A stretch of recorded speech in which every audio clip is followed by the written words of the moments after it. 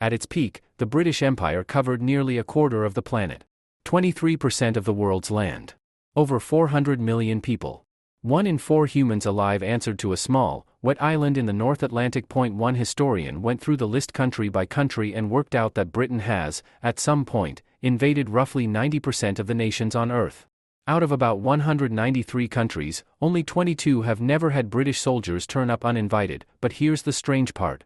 This same island was once abandoned by the Roman Empire because holding it wasn't worth the paperwork. And in 1216, an English king managed to lose the actual crown jewels in a swamp. Not stolen. Not spent. Lost. Nobody has ever found them. So how does an abandoned Roman backwater end up owning the world? And why did it hand almost all of it back in about 40 years? To understand that, we have to go back to the day the Romans packed up and left. 410 Rome just leaves. For about 350 years, Britain was a Roman province. Roads, bathhouses, underfloor heating, wine, straight lines, and an enormous amount of paperwork. If you lived in a Roman British town, you had running water and a working postal system. Then Rome started falling apart. Soldiers got pulled out of Britain to fight wars that mattered more. In 407, a general called Constantine III took most of what was left of the army across the Channel to make himself emperor. He failed spectacularly. The soldiers never came back. So around the year 410, the Britons wrote to Emperor Honorius asking for help. Raiders were hitting the coast. The towns had nobody defending them. Please send an army. Honorius wrote back and told them to look to their own defenses. That was it. That was the entire handover of a province Rome had held for 3.5 centuries. One letter, which translates roughly as "Good luck, sir, the last of the garrison is loaded, good."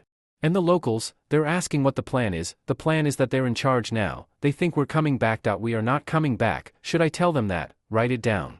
Leave it somewhere, they'll find it eventually. What about the bathhouses? They can keep the bathhouses. They don't know how to run the bathhouses. Then they'll learn. Or they'll be cold. What happened next was a collapse so complete it's genuinely hard to imagine. Within 2 generations, the towns emptied out. People stopped using money. The villas fell in. The pottery got worse. Britain drops almost entirely out of the written record for about 150 years, and historians call that stretch exactly what it sounds like. Into that gap sailed the Angles, the Saxons, and the Jutes, coming across from what's now Denmark and northern Germany. Some were invited as mercenaries. Some just showed up. Either way, they stayed, and they pushed the native Britons west into Wales and Cornwall, the land of the Angles. Angle-land.england. An entire country named after a group of people who wandered in because nobody was guarding the door. And Britain had barely finished being conquered when the men with the axes arrived. 793 The Vikings arrive on the 8th of June, 793, a monastery on a tiny island called Lindisfarne, just off the northeast coast of England, was attacked by men who had come from the sea. Picture a monk that morning. He is copying out a manuscript, the same job he has done every day for 11 years. He hears shouting from the beach and assumes it's fishermen arguing. He does not get up. He finishes the line he's working on. It's the last line he ever writes. Lindisfarne was one of the most sacred sites in Britain. It was undefended, because nobody attacked monasteries. That was the whole point of monasteries. The Vikings had noticed that nobody attacked monasteries. For the next 250 years, they came back. First for raids. Then for land. Look at this map. See this enormous chunk of eastern and northern England shaded differently? That's the Danelaw, the territory where Viking law applied instead of English law. That is not a raid. That is half a country. By the 870s, every English kingdom had fallen except one. Wessex, in the southwest. And Wessex was down to one man hiding in a swamp. His name was Alfred. Legend says that while he was hiding out, a peasant woman who had no idea who he was asked him to watch some cakes baking by the fire. He was busy losing a war and thinking about it, so he burnt them, and she shouted at him. That story is almost certainly made up. It has survived for 1,100 years because it's extremely funny and everybody wants it to be true. What Alfred actually did was rebuild. He reorganized the army so half of it was always ready. He built fortified towns across Wessex. He built a fleet. And in 878 he came out of that swamp and beat the Viking army at Edington. He didn't kill their leader. He baptized him and sent him home. Alfred understood something most warlords never worked out. A defeated enemy can be absorbed. Alfred is the only English monarch ever called the Great, and he earned it. But he never ruled all of England. That took his grandson. In 927, a king named Ethelstan pulled the last pieces together and became the first man to rule the whole thing. England finally had one king. It lasted 139 years. 1066 3 kings and one very bad year. In January 1066, King Edward the Confessor died without a son. What he left behind was 3 men who all sincerely believed the throne was theirs: Harold, Godwin's son, the most powerful noble in England, who was crowned immediately; Harold Hardrada, the King of Norway, a giant of a man who had fought his way across half of Europe and considered England a reasonable retirement plan; and William, Duke of Normandy, over in France, who insisted Edward had promised it to him years earlier and that Harold had personally sworn an oath to back him. The throne is mine. I was there when he died. I have a Viking claim going back generations. I have a promise and a sworn oath. Nobody wrote any of this down. That's rather the problem. Yes.So how do we settle it? I was rather hoping the 2 of you would die, both invaded. Look at this map. See these 2 arrows coming at England from completely opposite directions, one from Norway in the northeast and one from Normandy in the south? That's what Harold was dealing with in a single autumn. Hardrada landed in the north first. Harold marched his army roughly 185 miles in about 4 days and destroyed the Norwegians at Stamford Bridge on the 25th of September. It was a total victory. Hardrada died on the field. 3 days later, William landed on the south coast. Here's the part most people don't know. Harold's exhausted army then turned straight around and marched all the way back down. 250 miles.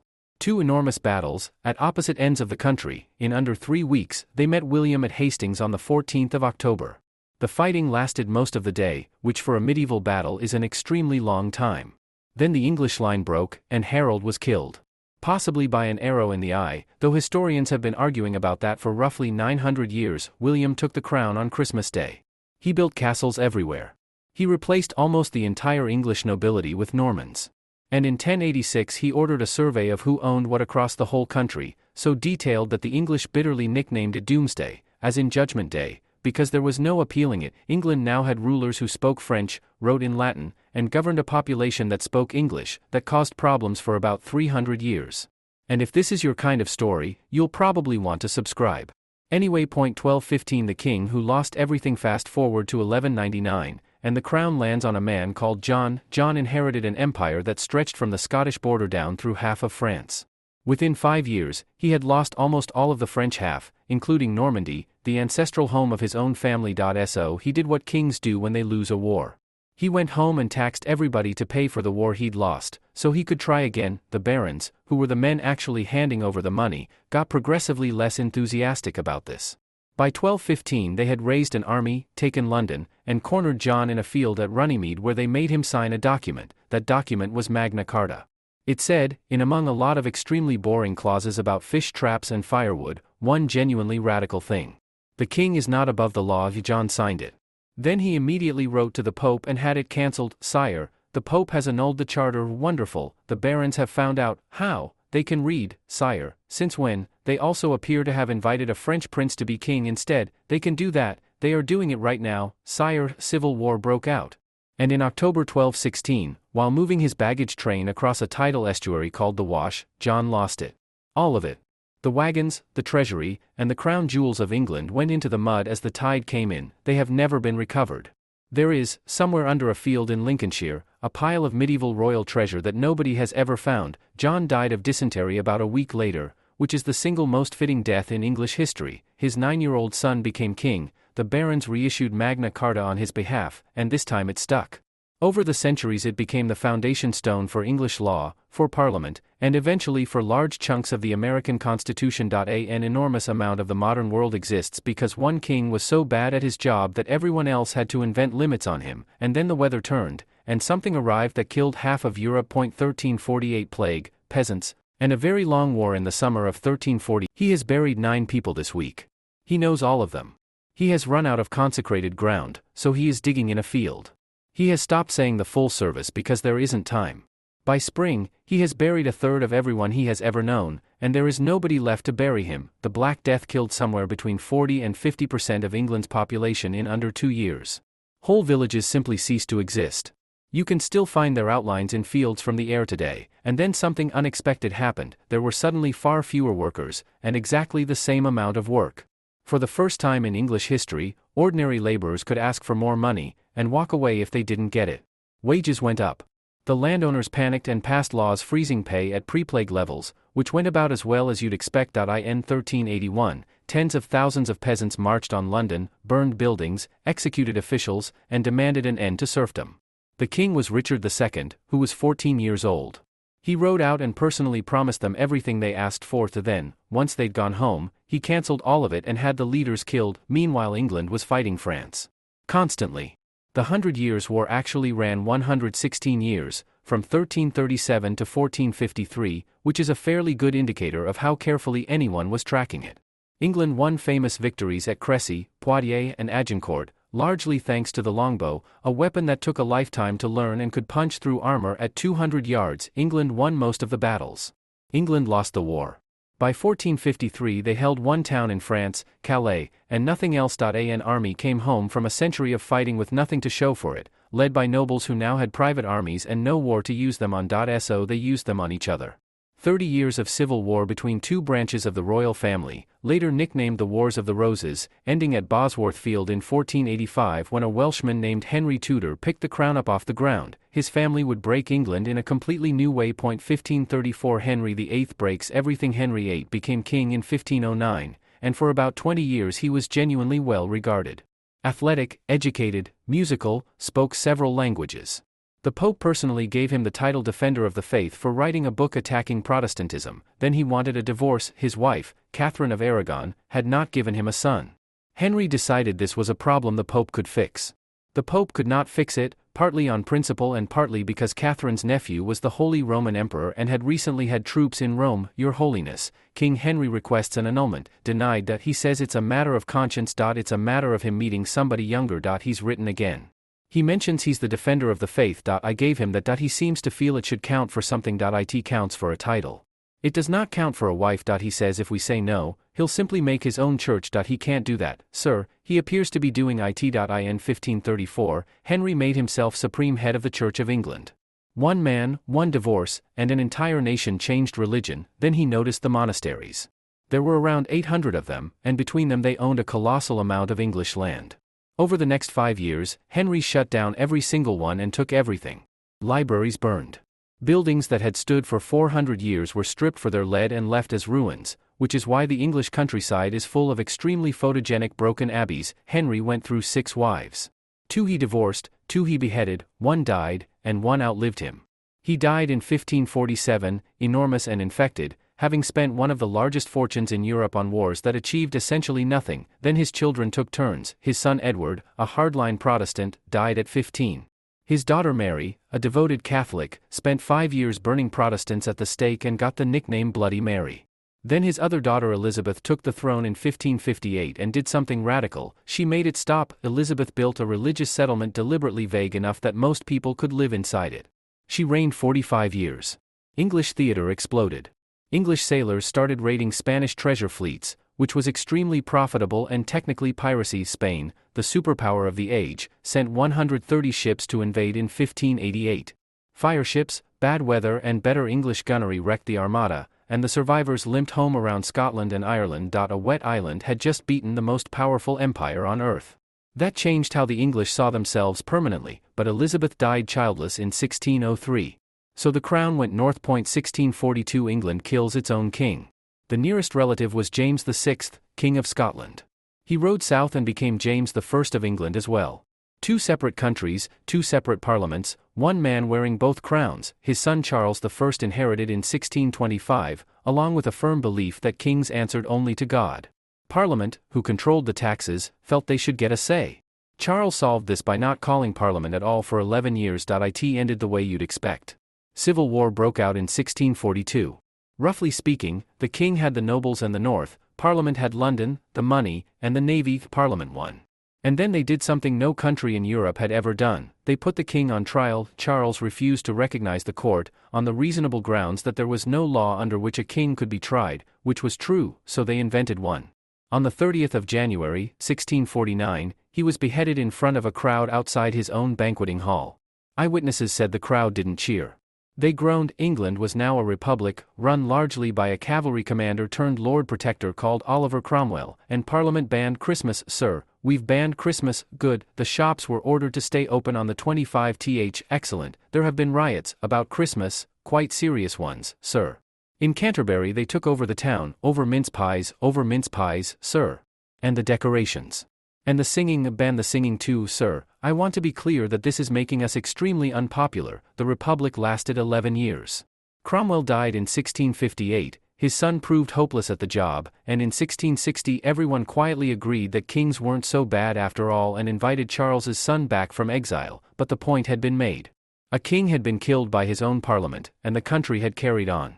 Kings were now, permanently, negotiable. Charles II's brother James II tested that in 1685 by being openly Catholic in a country that had spent 150 years being terrified of Catholics. Parliament's solution was to invite his Protestant daughter Mary and her Dutch husband William to come over and take the throne instead. William landed with an army. James's own officers deserted him. James fled to France, dropping the Great Seal of England into the Thames on his way out, which is a spectacular piece of pettiness. Almost nobody died. They called it the Glorious Revolution, and it produced a Bill of Rights that made Parliament, not the Crown, the real power in England. Scotland had been watching all of this. And Scotland was broke. 1707 A company buys a continent. Scotland had gambled almost a fifth of its entire national wealth on a colony in Panama. Disease and Spanish troops destroyed it. The country was ruined. So in 1707, the two parliaments passed the Act of Union. England, which already legally included Wales, merged with Scotland into a single state. The United Kingdom of Great Britain. One island. One government. One extremely large navy, and that navy changed what was possible. Look at this map. See these trade routes thickening across the Atlantic and around Africa to India? Britain didn't just sail them.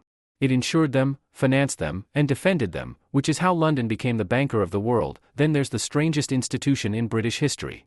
The East India Company was a private business with shareholders and a board of directors. It also had its own army, which at its peak was roughly twice the size of Britain's. A company. With an army, after winning at Plassey in 1757, the company was granted the right to collect taxes across Bengal, one of the richest regions on earth. Accountants became governors overnight. Congratulations on the promotion, thank you. What exactly is the role? You'll be collecting the land revenue for the province, right? How many people live there? Around 20 million. 20 million. Give or take, and my qualifications for this are, you're good with ledgers and you're already here. In 1770, famine struck Bengal. Estimates suggest around 10 million people died, roughly a third of the population. Company revenue collection continued throughout, and the company's own directors later admitted the tax demands made it worse. It is one of the darkest chapters in British history, and it was carried out by a corporation answering to shareholders. Meanwhile, across the Atlantic, Britain tried to make 13 American colonies help pay for their own defense. The colonies pointed out that they had no representation in the parliament doing the taxing. That argument turned into a war. France funded the other side, and by 1783 Britain had lost the most valuable territory it owned. Britain lost a continent and kept its navy, its credit, and its nerve. In 1788 it started a penal colony at Sydney Cove, on the other side of the world, shipping convicts to a coast almost nobody in Europe had seen. Then a short Frenchman decided to end them. 1805 Steam, Nelson, and the widest empire. Napoleon controlled most of Europe and had exactly one problem left. He could not cross 21 miles of water. On the 21st of October, 1805, off Cape Trafalgar, Admiral Horatio Nelson took on the combined French and Spanish fleets. Instead of lining up alongside them the way naval battles had been fought for centuries, he drove straight through their line in two columns, splitting them into pieces that couldn't support each other. Britain lost no ships. The enemy lost 22. Nelson was shot by a sniper and died below deck as the battle was being won. After Trafalgar, nobody invaded Britain. That single afternoon underwrote the next 100 years, and while the Navy held the sea, something else was happening inland. Picture a child in a Manchester cotton mill in 1820. She is 9. She works 12 hours a day crawling under running machinery to clear cotton waste, because she is small enough to fit. The noise is loud enough that the workers have learned to lip read. She has never seen the machine switched off. The Industrial Revolution made Britain unimaginably rich and made a lot of people's lives significantly worse first. Steam engines drained mines and drove factories. Iron and coal fed everything. Railways, starting properly in the 1820s and 30s, collapsed the distance between towns, ports and markets. For a few decades, this one island produced a genuinely absurd share of everything manufactured on Earth. The costs landed unevenly. Cities grew faster than sewers. Then in 1845 a fungal blight destroyed the potato crop in Ireland, which millions of tenant farmers depended on entirely. Around 1 million people died. Another million or more emigrated. Food continued to be exported from Ireland throughout, and the government's response was slow, ideological, and inadequate. Ireland's population has still not recovered to its pre-famine level. In 1857, a rebellion broke out across northern India against East India Company rule, triggered by new rifle cartridges rumored to be greased with animal fat that violated both Hindu and Muslim religious law. The uprising was enormous, and it was put down with severity on both sides. Afterwards, London finally ended the experiment. The company was dissolved and India passed directly to the crown. In 1876, Victoria was declared Empress of India. By the early 1900s, Britain was at its widest stretch. Look at this map. See all that red, spread across every inhabited continent, all of it connected by shipping lanes and telegraph cables running along the seabed? Nearly a quarter of the planet rivals were closing fast. Germany was outproducing British steel. America was building factories at a scale nobody could match, and then somebody shot an Archduke. 1914 winning twice, losing everything. Britain went into the First World War expecting a short one. What it got was 4 years of industrial slaughter in trenches, where the machines and methods that had made Britain rich were turned to killing at a rate nobody had planned for. Around 886,000 British servicemen died. Add the Empire's dead and it climbs well past 1 million. Almost every village in Britain has a stone memorial with a list of names on it, and in most of those villages the list is longer than seems possible for the size of the place. Britain was on the winning side in 1918. It had also spent its way from being the world's largest creditor to owing enormous sums to the United States. 21 years later, it did the whole thing again. In 1939 Hitler invaded Poland and Britain declared war.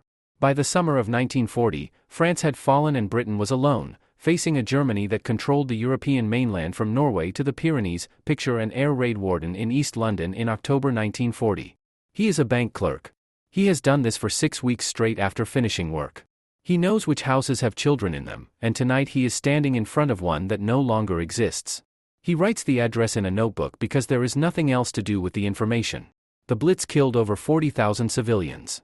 Britain held on, kept the sea lanes open, and in a country house at Bletchley Park a team including Alan Turing broke German codes on a scale that historians estimate shortened the war by years. Then the Soviet Union and the United States were dragged in, and the balance tipped. By 1945 the war was won, and Britain was finished as a world power. Here's the part most people don't know.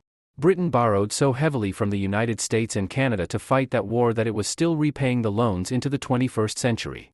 The final payment was made on the 29th of December 2006. They'd won the war and lost the empire in the same decade. 1947 The empire hands itself back. India moved first. Decades of organized resistance, mass nonviolent campaigns led by figures including Gandhi, and Britain's total exhaustion made continued rule impossible. In August 1947, India became independent. It was also partitioned into India and Pakistan, along a border drawn in 5 weeks by a British lawyer who had never been to India before. Somewhere between 10 and 15 million people were displaced. Hundreds of thousands died in the violence that followed. It remains one of the largest forced migrations in human history. The empire's most valuable possession was gone. After that, the rest went quickly. Look at this map. Watch the red drain out of Africa, the Caribbean, Southeast Asia, and the Middle East across the 1950s and 60s. Dozens of countries, in barely 20 years. Britain mostly didn't fight to keep them. It signed papers and lowered flags.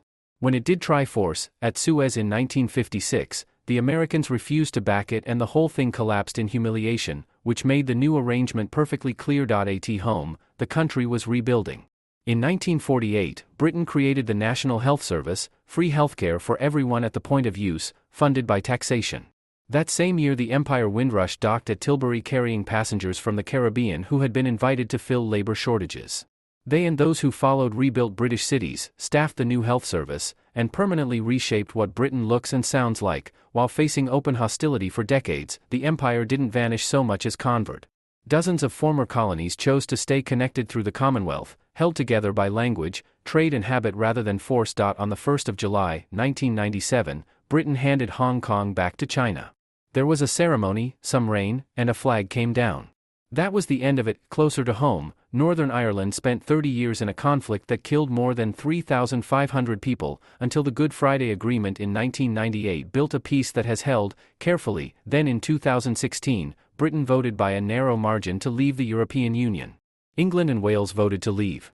Scotland and Northern Ireland voted to stay. After 4 years of arguing, it left in January 2020, and the argument has not fully stopped. Outro. And that's Britain. 1600 years, and here's the thing nobody says out loud: the chaos wasn't the accident.